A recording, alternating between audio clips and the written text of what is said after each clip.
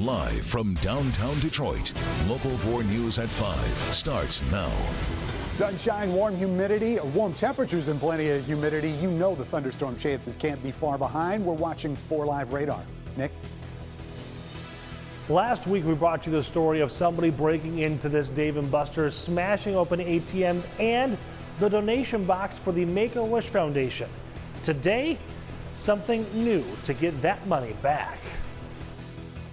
All right, Nick, we're going to begin, though, with a story that is developing right now. Police digging in the woods in Macomb Township, searching for homicide victims that may be connected to convicted killer Arthur Reem. This new dig got underway this morning at a new location close to where they searched more than a year ago. Let's take a look at this map showing you where they were digging today, looking for remains on the north side of the Clinton River. This is just south of 23 Mile Road. Yeah, Defender Karen Drew has reported extensively on the case of Arthur Reem and has new insight into why this search has been so difficult for police. Let's start, though, here at 5 with Larry Spruill, live at the search site in Macomb Township. Larry. Good evening, Devin and Kimberly. I just got off the phone with police about 5 minutes before our newscast, and they said that today's search is going a little slower. That's because the grounds behind me are wet. As you can see, there are mud all over the machine right over there as well. They said that is slowing down their search. Now, this is not the first time they have been out here. I was out here last year during that search, and we spoke with neighbors. They say they are hoping today's search end differently.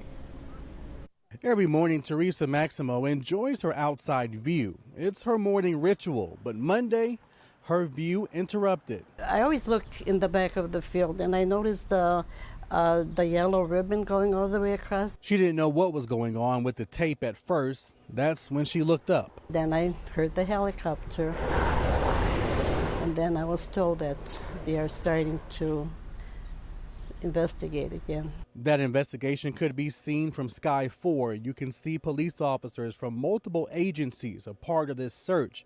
They're looking at the area on the north side of the Clinton River, just south of 23 Mile. This is round 3. Bill Rice tells me this is deja vu for him. He remembers the first search. The first time it was pretty extensive as far as the state police and everybody. Now, police say all of this started some years ago, dating back to 2008. Investigators say the prime suspect is Arthur Reem. He was convicted of murdering Cindy Zarzicki. Back then, he led police to her gravesite. Local 4 cameras there during that search when they found a purse. I was here last year during the second search. Police received clues of more possible bodies buried. They believe Reem was involved in those cases too. Now neighbors are hoping this search ends differently. But hopefully they will one day put the end to this. I hope that something will come out of it, because families do need closure. I know I would if my loved one was, buried there. And police say they will take their time in this search. They are expecting to take their time as well. Now, they say they will update us if and when they find something.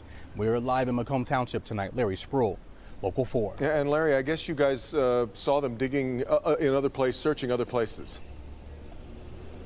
Yeah, so Devin, we were about a mile away this way at our 4 o'clock. That's what they were also over there. And then we moved over here right before our 5 o'clock because we learned that they were going to move to this area with the bulldozers. So a huge area that they are searching. And once again, they said they will take their time in this search. Devin? It's a lot of ground to cover. All right, Larry. Now, police have said Reem could be responsible for 4 to 6 murders. At one point last year, Reem said he wanted an apology from police after they did a search and found nothing. That's right. No apology, though, was ever offered. Local 4 Defender Karen Drew has investigated this case for years. She joins us now with more on who is Arthur Reem, Karen. And Kim and Devin, so many twists and turns in this case. Talking with my police sources, they tell me Arthur Reem has a history of playing mind games. Even when he was asked, he admitted he did play mind games and enjoys watching police search for clues. Who is Arthur Reem? Detectives who've interviewed him call him a manipulator. I worked for the East Point Police Department for almost 25 years, and during almost that entire period, this case was active. John Calabrese investigated the Cindy Zarzicki case for years. We spoke with him after last year's dig in Macomb Township. I've always thought that Mr. Reem was responsible for additional kidnappings and murders. As deputy chief, Calabrese spent countless hours overseeing interviews and interrogation of Arthur Reem. I know what I did was wrong.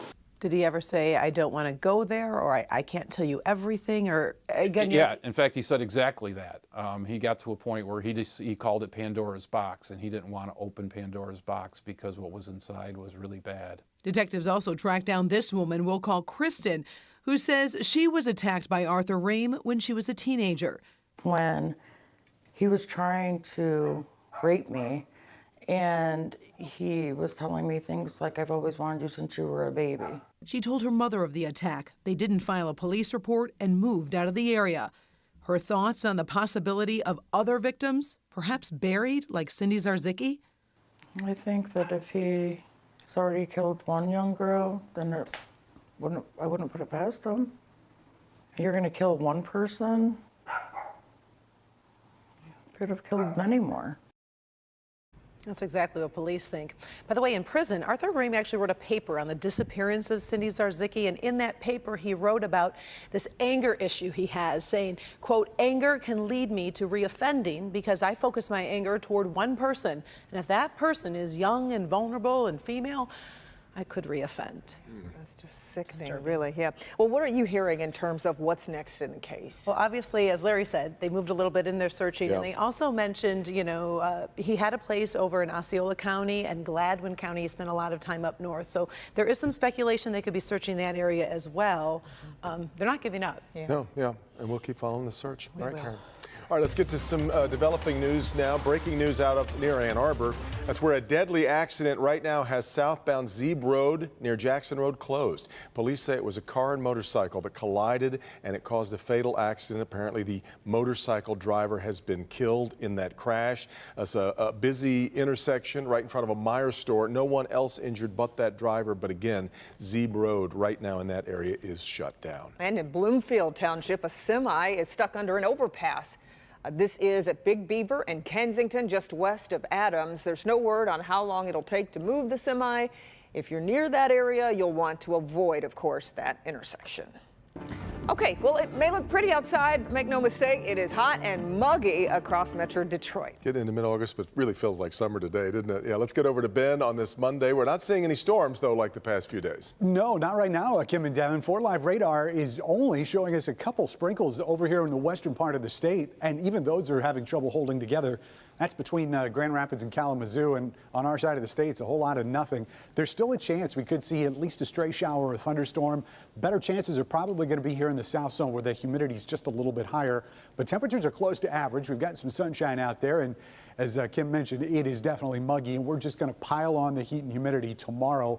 Before then, though, we've got a chance of some patchy fog tonight. The switch gets flipped on Thursday. That's when we see some big changes, and the weekend looks hard to beat. In between, we'll start thunderstorm chances for Tuesday and Wednesday in just a few minutes. Kim? Ben, it was 5 years ago that New York City resident Eric Garner died after being placed in a chokehold by an NYPD officer. Well, today the department punished that officer. Eric Garner's final words, "I can't breathe," became a vocal symbol for the Black Lives Matter movement. Officer Daniel Pantaleo was not indicted by a grand jury, but a disciplinary judge said he should be fired for not relaxing his grip when taking Garner to the ground. New York's police commissioner today agreed with that ruling and fired Pantaleo. There are absolutely no victors here today. Not the Garner family, not the community at large, and certainly not the courageous men and women of the police department who put their own lives on the line every single day in service and to the people of this great city. Eric Garner was killed 5 years ago.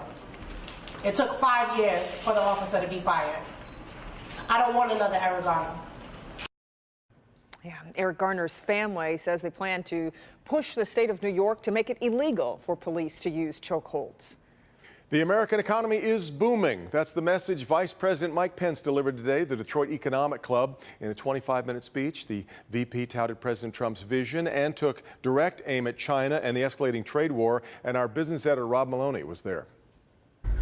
Vice President Pence had a warm-up act today. Detroit native and current Housing and Urban Development Secretary Ben Carson, who praised the administration for working so hard to improve America's economic outlook, and he had a message about the current roiling political atmosphere. A house divided against itself cannot stand. And each one of us has a duty to utilize their sphere of influence to tamp down the hatred that has occurred in our country for no good reason. Then the vice president sang the praises of an American economy he said is not threatened by a recession, contrary to media reports. Instead, he took aim at China and said the days of unfair trade, intellectual property theft, and currency manipulation are over, and a deal favoring America will happen, but not before a resolution in Hong Kong and its unrest. And I want to assure you our administration will continue to urge Beijing to act in a humanitarian manner and urge China and the demonstrators in Hong Kong to resolve their differences peacefully. Pence essentially came campaigning for re-election and made note of the Democratic debate held a couple of weeks ago here in Detroit. For all the progress we've made, all of it could be lost. If the policies advocated by Democrats on that debate stage take hold in the White House, it'll wreck the American economy. Now, the vice president came lobbying as well. He was talking about the USMCA, the new trade deal between Mexico, Canada, and the United States. He says it's an improvement on NAFTA, and he wants Congress to go ahead and pass it when they come back from recess in September. But he also said that a lot of the Democrat presidential candidates are against it. He wants Michiganders to pick up the phone and call their representative to see if they get this thing passed. Back to you. Interesting part is we're already in this election cycle. All right, Rod. All right. Much more to come today, including 7 years later, the agony and heartache just won't stop. I would never let it go until the day I die. The mother of a murdered Detroit woman is fighting for answers into a case that's now gone cold. Also, no relief at the pump, why summer gas prices are on the rise and why Metro Detroiters are seeing the worst of it right now. Nick. It was all caught on camera. A break-in here at Dave & Buster's in Utica with the thief stealing money from ATMs and sick children. What Dave & Buster's is doing now to get those kids their money back.